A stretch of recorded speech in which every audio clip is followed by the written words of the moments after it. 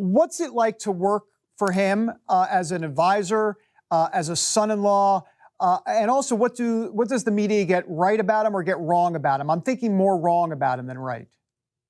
Right. So I think that's a loaded question. I could spend an hour talking about it, but I'll try to be very succinct. So number one is he's very hard to advise because he has a very strong instinct himself, and he fields opinions from a lot of different people, which I think is a strength, not a weakness. Right. He's a very flexible thinker. He's pragmatic, but he's open to having his mind changed, which is both good and bad. And I saw that frustrate people like General Kelly, who wanted him to just follow what he said. And he was a very kind of black or white guy. When with Trump, there's like 50 different shades of gray. And I describe scenes in the book where Paul Ryan and others got frustrated with him, but they were career politicians, right? They weren't from the private sector, and they didn't understand how a private sector decision maker works. And somebody who's been very successful in the private sector. So I think with him, he was flexible. That's how he made great trade deals. That's how he had China off balance, Iran off balance. We had no wars with Russia. But I really go into the room with those different leaders to show how he worked with them very effectively, and not just from my point of view, the outcomes and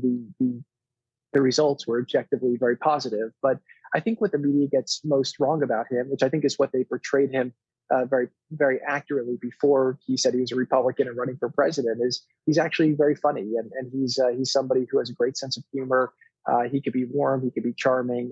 I saw many times, like there was examples of people who were against him who would go out and say nasty things on television to virtue signal for their friends, but that never really accomplished anything. But you had a lot of people, and I give examples with like Van Jones and Kim Kardashian, where on criminal justice reform or for pardons, they reached out, came to the White House, made their cases on issues, and were able to either open his mind or change his mind or help me close an issue because they made a rational argument. So I think he's a very creative person. And again, I think the accomplishments of the administration, it didn't happen by accident. And again, I wrote this book, so I want people to understand how that occurred, even in such a hostile environment, when the media doesn't want to acknowledge that during President Trump's time in office, there were some incredible things that were accomplished